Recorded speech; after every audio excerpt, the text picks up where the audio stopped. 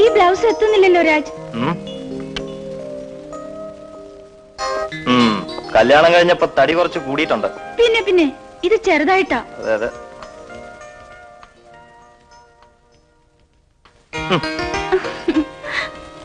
ആ, ഞാൻ ഇതുവരെ സാരി ഉടുത്തിട്ടില്ലല്ലോ.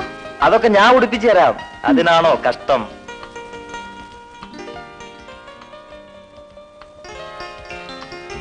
അങ്ങനെ നടക്കുമ്പോ തട്ടി വീണാലോ? അപ്പൊ ഞാൻ പിടിച്ചോളാം. എനിക്ക് സാരി വേണ്ട എന്ന് പറഞ്ഞ എങ്ങനെ? കഴുത്തിൽ താലിയും കെട്ടി മെതിയിട്ടുകൊണ്ട് നടന്ന ആളുകൾ കളിയാക്കില്ലേ? ഇപ്പോഴാണ് രതി ഒരു സ്ത്രീ ആയത്. ഇനി നടന്നു പിടിച്ചോ. സൂക്ഷിച്ചു വേണം, മോശമാക്കിട്ട് പറയണം. നടന്നോ. കൊള്ളാം കൊള്ളാം, നടത്തം കൊള്ളാം. നമ്മളാരാ? ഞാനാ പെണ്ണിന്റെ റിലേറ്റീവാ. അവള് വീട്ടിൽ നിന്ന് ഒളിച്ചോടി പോന്നതാണോ?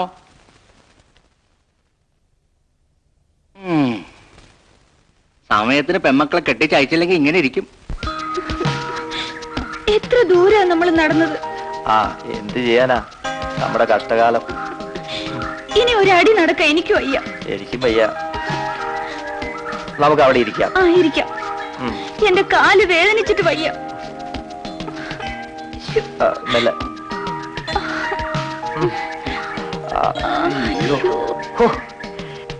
ഈ തന്തപ്പിടിയെ കൊണ്ട് ഞാൻ തോറ്റു. ഒരു തരത്തിലും മനുഷ്യനെ ജീവിക്കാൻ സമ്മതിക്കില്ലല്ലോ. പത്രത്തിൽ ഫോട്ടോ വന്ന സ്ഥിതിക്ക് ഇനി ഏത് നാട്ടിൽ പോയാലും രാജിനെ തിരിച്ചറിയും. അവിടെ ആളുകളുടെ ശബ്ദം കേൾക്കുന്നുണ്ടല്ലോ. പല കാട്ടുവാസികളായിരിക്കും.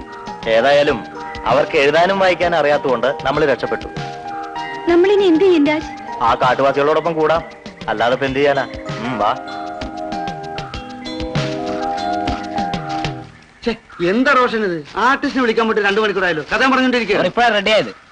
ആ സ്ക്രിപ്റ്റും കൊണ്ടാ മിസ്റ്റർ മുരളി. മുരളി അവിടെ നിന്ന് ഇവിടെ വന്ന് ആ ഭാഗത്തേക്ക് നോക്കി ഓ എന്ന് വിളിക്കുന്നു. ശരി സാർ. രഞ്ജിനെ അവിടെ നിന്ന് കടന്നലിന്റെ കുത്തേറ്റ് കരഞ്ഞുകൊണ്ട് ഓടി വരുന്നു. മുരളി ആ മുള്ള് എടുക്കുന്നു. അതുവരെ ഷോട്ട്. വെക്കലാം. താനങ്ങോട്ടേ രഞ്ജിനി ആ ഭാഗത്തേക്ക് പോ. Ready sir. എന്നാ ഹായ് ഷൂട്ടിംഗ്. നമുക്ക് ഉടനെ ഇവിടുന്ന് സ്ഥലം വിടണം. ഞാൻ ഇതുവരെ ഷൂട്ടിംഗ് കണ്ടിട്ടില്ല. എന്നാ കണ്ടോ. പക്ഷെ ഒരു കാര്യം, ഈ പത്രത്തിൽ ഫോട്ടോ കണ്ടവരാരെങ്കിലും ഈ കൂട്ടത്തിലുണ്ടെങ്കിൽ നമ്മളെ കയ്യോടെ പിടികൂടും. നമുക്ക് അങ്ങോട്ട് പോണ്ട, ഇവിടെ ഒളിഞ്ഞിരുന്ന് കാണാം.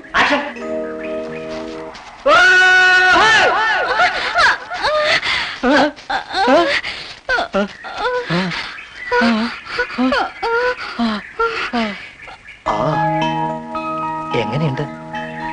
വാ പോവാ. കുറച്ചുകൂടെ കഴിയട്ടെ. ഇപ്പൊ അങ്ങനെയായോ?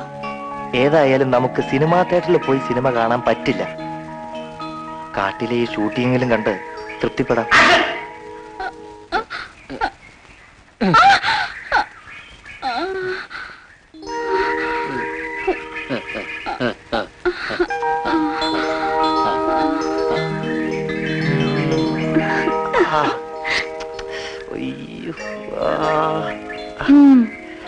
എന്ത് ഇൻട്രസ്റ്റോടു കൂടിയാ നോക്കി നിൽക്കുന്നേ. മതി, നമുക്ക് പോവാം.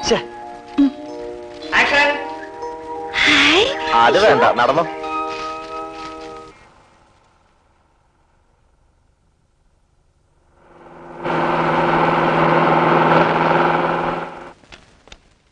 ഇറങ്ങി വേണ. വരാമേ. തുറക്കാനും വയ്യല്ലേ.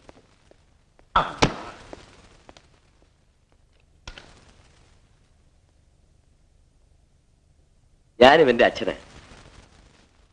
അത് മുഖം കണ്ടാൽ അറിയാം. പക്ഷെ അവനാ വിചാരം വേണ്ടേ? അത് നേരാ. ഏതാ മുറി? ഇപ്പൊ ഒരു മുറിയിലുമില്ല. തന്ന അഡ്വാൻസ് പോലും തിരിച്ചു വാങ്ങാതെ അവരിവിടുന്ന് ഇന്നലെ പോയി. അഡ്വാൻസ് എത്രയുണ്ട്? 250 രൂപ. അത് എന്റെ പേരിലാക്കിക്കോ. ആ മുറി ഞാൻ എടുത്തോളാം. എന്താ പേര്? വാസന്ത രാവിലെ വാടക വീട്ടിലെ വാസു. എടാ, നിന്റെ പേരല്ല, എന്റെ പേരാ ചോദിച്ചത്. വലിയ വീട്ടിൽ രാഘവൻ, കൊല്ലം. വല്ലമല്ല, കൊല്ലം. താക്കോല് മോച്ചോട്ട് വേണം. ആ നടത്തും മട്ടും ഭാവവും കണ്ടാൽ വല്ല സുഖവാസിന് വന്ന പോലെ തോന്നും. എനിക്കാണെങ്കിൽ അതിനുള്ള ആരോഗ്യമുണ്ട്, വിവരമുണ്ട്. ഓമലാളെ കണ്ടു ഞാൻ. ആ കൊണ്ടാ.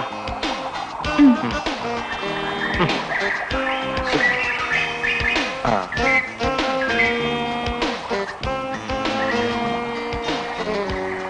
എന്താ രാജിത്? അല്ല, അലക്കി തീർന്നത് നോക്കിയതാ. നോക്കിക്കോ, ഇനി തുണി ഒന്നും ഞാൻ അലക്കി തരില്ല. വേണ്ട, ഈ ഒറ്റൊന്നല്ലേ ഉള്ളൂ, അത് ഞാൻ തന്നെ അലക്കിക്കോളാം. ഓ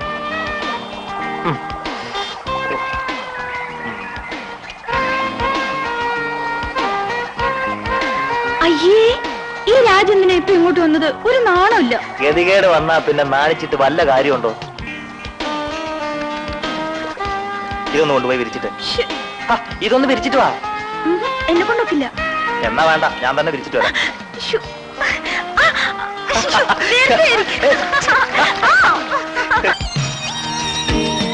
ലിസി പ്ലീസ്. ടോമി എന്താ കൊച്ചുകുട്ടിയാണോ കൈക്ക് പിടിച്ചു കയറ്റാൻ? ഞാൻ ഈ കാർഡ് കാണുന്ന ആദ്യമായിട്ടാ, അതുകൊണ്ടാ. എടി ലിസി, നീ എന്തിനാ ഈ ടോമിയെ എപ്പോഴും ഇങ്ങനെ ഇൻസൾട്ട് ചെയ്യുന്നത്? ഓ, നിന്റെ ഒരു ഫീലിംഗ്. എന്റെ ഫോട്ടോ എടുക്കുന്നുണ്ടോ? നീ കിടന്ന് ബഹളം വെക്കില്ലേ? ഞാനൊന്ന് ഫോക്കസ് ചെയ്യട്ടെ.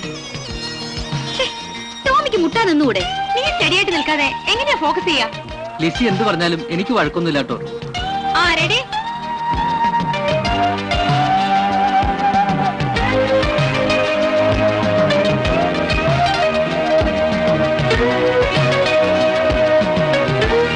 എടി രാണി, നിനക്കൊരു കാഴ്ച കാണണോ? വലിയ കാട്ടുമൃഗങ്ങളാണോ? അല്ല, ഇത് വീട്ടുമൃഗങ്ങളാ. എവിടെ? ഞാനൊന്ന് നോക്കട്ടെ. വേണ്ട, പിന്നെ നോക്കാം. ദേ, ആ ഭാഗത്തേക്ക് നോക്കി.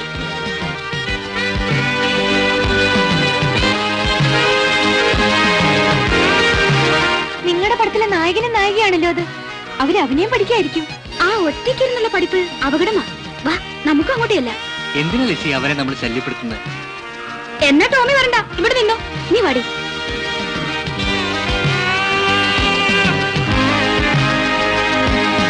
പ്രൊഡ്യൂസറുടെ മകളാണെന്ന് കരുതി എനിക്ക് അവളെ മണിയടിക്കേണ്ട ആവശ്യമൊന്നുമില്ല. അതിന് ഞാൻ എന്ത് മണിയടിച്ചെന്നാ രഞ്ജിനി പറയുന്നത്? അവളെപ്പോഴും മുരളിയുടെ അടുത്താണല്ലോ കൊഞ്ചു കൊഴിയാൻ വരുന്നത്. അതെന്താ? എനിക്കറിയില്ല. എന്തായിരിക്കും ലിസി, എന്റെ കാലിൽ ഒരു മുള്ളുണ്ട്. അയ്യോ, ആ അലവലാതി ഇങ്ങോട്ട് വരുന്നുണ്ട്. ഈ നിസ്സാര കാര്യത്തിനൊക്കെ രഞ്ജിനി ചൂടാവുന്നതിനാ. ഞാൻ ഇനി ഒന്നും മിണ്ടുന്നില്ല, പോരെ. ഇവൾക്ക് മുരളിയുടെ കൂടെ നിന്നൊരു ഫോട്ടോ എടുക്കണമെന്ന്. വരും മുരളി, വരുന്ന്. ചെന്ന് നിക്കടി. നീ എന്തെങ്കിലും അകന്നിരിക്കുന്നത്? മുരളിയുടെ അകത്ത് മുള്ളൊന്നുമില്ല. മുട്ട് നിൽക്ക. ഓക്കെ, ഇനി ഞാൻ നിൽക്കാം. നീ എടുക്ക.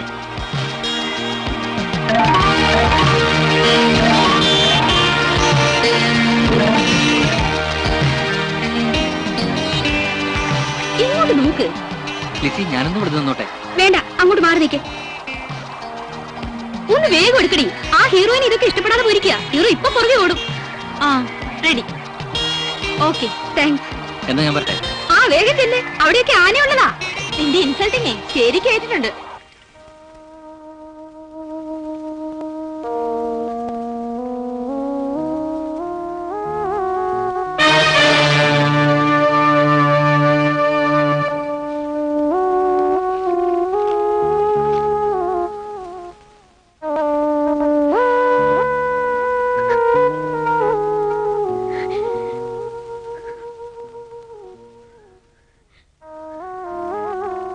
കഴിഞ്ഞ ആഴ്ചയിൽ ഞാനിവിടെ ഉണ്ടായിരുന്നില്ല. സത്യത്തിൽ ഇത് അറിഞ്ഞപ്പോ ഞാൻ വളരെ വേദനിച്ചു. ലതികയോടുള്ള സ്നേഹത്തിന്റെ പേരിൽ ഞാൻ എന്തൊക്കെയോ പാഴ്വാക്കുകൾ അന്ന് പറഞ്ഞു.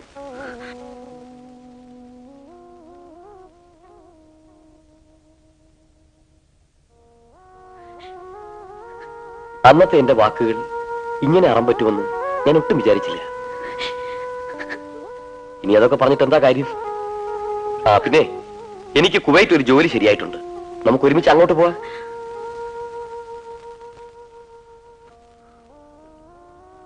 വിവാഹം വലിയ മോടിയായിട്ടൊന്നും നടത്തണ്ട, രജിസ്റ്റർ ചെയ്താൽ മതി. എനിക്ക് ഇനിയൊരു വിവാഹം വേണ്ട സുധി.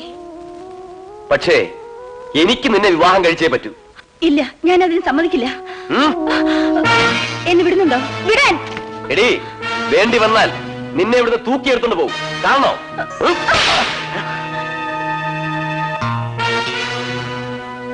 എന്നെ ഇനി ഒരു കൊലയാളിയാക്കി മാറ്റരുത്.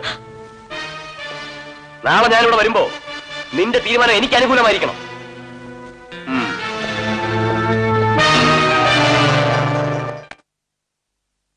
ഇതിനാണോ അസുഖമായി കിടക്കുന്ന കൂട്ടുകാരനെ കാണാനെന്ന് പറഞ്ഞ് എന്നെ ഇങ്ങോട്ട് കൂട്ടിക്കൊണ്ടുവന്നത്?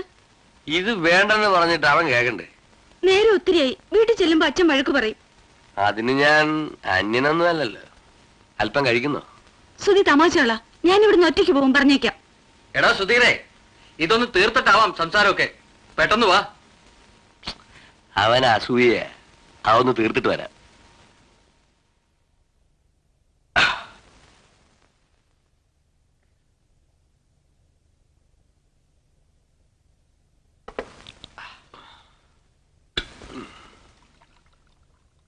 എടാ, എല്ലാം ഇതിൽ ഒഴിച്ചെന്തിനാ? നിനക്ക് വേണ്ടേ? ഇനി ഒരു തുള്ളി പോലും കുടിക്കരുതെന്ന ഡോക്ടർ എന്നോട് പ്രത്യേകം പറഞ്ഞിരിക്കുന്നത്.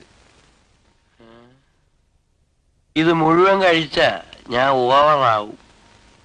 ആയിക്കോട്ടെ, നിന്നെ താങ്ങിക്കൊണ്ടു പോവാൻ മുറപ്പെണ്ണ് കൂടെയില്ലേ, പിന്നെന്താ?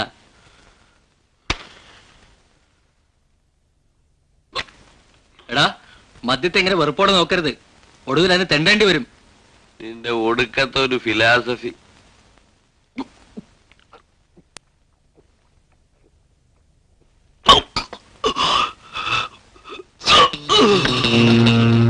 കഴിച്ചതിന്റെ എല്ലാ സുഖവും പോയി.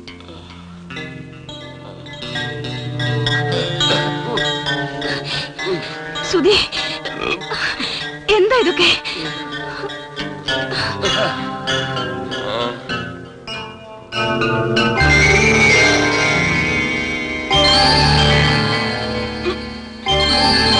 പേടിക്കാനൊന്നുമില്ല, അല്പം കഴിഞ്ഞാൽ എല്ലാം ശരിയായിക്കോളും.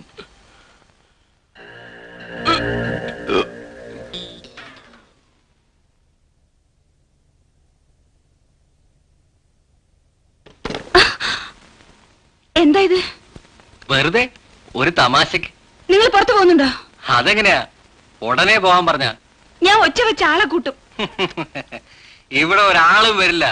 ഈ വീട്ടിലൊരു കൊലപാതകം നടന്നാൽ പോലും ഈ രാജ്യത്ത് ഒരുത്തിനും അറിയില്ല.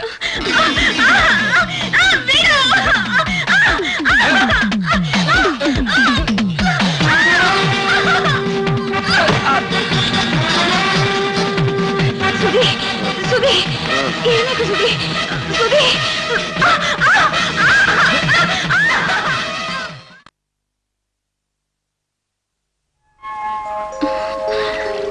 ഞാനിപ്പോ വരാം.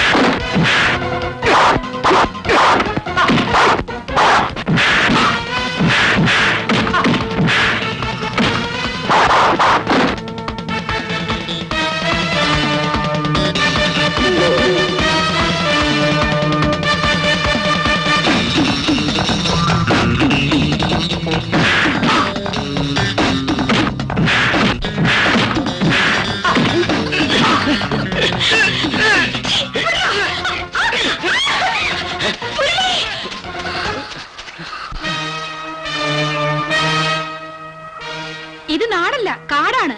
രണ്ടുപേരും എന്നിങ്ങനെ കുഴഞ്ഞാടി നടന്നാലേ ആരെങ്കിലും തല്ലിക്കൊന്ന് കൊക്കയിലെറിയും, പറഞ്ഞേക്കാം. ആ പാവത്തിനെ അവൾ നശിപ്പിക്കുന്ന തോന്നണേ. എനിക്ക് ലിസിയോട് ഒരു കാര്യം പറയാനുണ്ട്. എനിക്ക് തന്റെ ഒരു കാര്യവും കേൾക്കണ്ട. ആ ടോമി വാ, അവൾ അങ്ങനെയൊക്കെ പറയും. റാണി പോയിക്കും, ഞാൻ തനിയെ വന്നോളാം. എന്നാ ഞാനും പോകുന്നില്ല.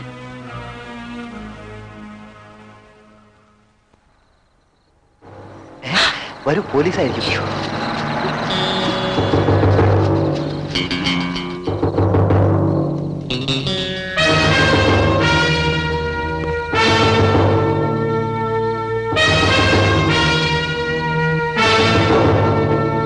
ആ മൊട്ടയില്ലേ നിന്നെ കയറി പിടിച്ചത്?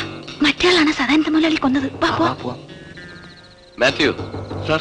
പണം ഇനിയും എത്ര വേണമെങ്കിലും തരാം, പക്ഷേ എല്ലാം വളരെ രഹസ്യമായിരിക്കണം. ശരി സാർ. എന്ത് വിവരം ഉണ്ടെങ്കിലും പഴയ താവളത്തിൽ അറിയിച്ചാൽ മതി. അപ്പൊ ഞാൻ ഇങ്ങോട്ട് വരണ്ടല്ലോ? വേണ്ട, നിങ്ങൾ കൂടെ കൂടെ ഇവിടെ വന്നാൽ ആളുകൾ സംശയിക്കും. പിന്നൊരു കാര്യം, ഞങ്ങൾ ഏൽപ്പിക്കുന്ന ജോലികൾ നിങ്ങൾ ഒറ്റയ്ക്ക് ചെയ്താൽ മതി, കൂട്ടിനാരെയും ചേർക്കരുത്. എന്റെ കൂട്ടുകാരൊക്കെ നിങ്ങളെപ്പോലുള്ളവരാ. കൊന്നാൽ പോലും രഹസ്യം പുറത്തുവിടില്ല. എന്നാൽ ഇനി മാറ്റി വയ്ക്കോ.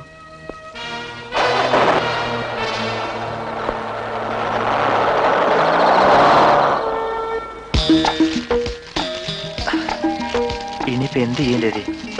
കാട്ടിലും നാട്ടിലും നിൽക്കാൻ നിവൃത്തിയില്ലാതായല്ലോ. നമുക്ക് പോലീസിനെ വിവരം അറിയിച്ചാലോ? അച്ഛന്റെ കാര്യം ഓർത്തിട്ടാണ് എനിക്ക് പേടി. അച്ഛൻ കുറ്റം ചെയ്തിട്ടല്ലേ, ശിക്ഷ അനുഭവിക്കട്ടെ. ഇങ്ങനെ ജീവിക്കുന്നതിനേക്കാൾ നല്ലത് ആത്മഹത്യ ചെയ്യാണ്. അതിന് നമ്മൾ ജീവിക്കാൻ തുടങ്ങിയിട്ടല്ലേ ഉള്ളൂ. അതിനു മുമ്പ് ആത്മഹത്യയെ കുറിച്ച് ചിന്തിച്ചാലോ? രാജന്റെ മനസ്സ് പോലെയല്ല എന്റെ മനസ്സ്. ഇന്നു മുതൽ നമ്മൾ ഒരേ മനസ്സും ഒരേ ശരീരവുമായിട്ട് ജീവിക്കണം. അതിനത് വീടാണോ? മിണ്ടല്ലേ, വല്ല മൃഗങ്ങളും കേൾക്കും.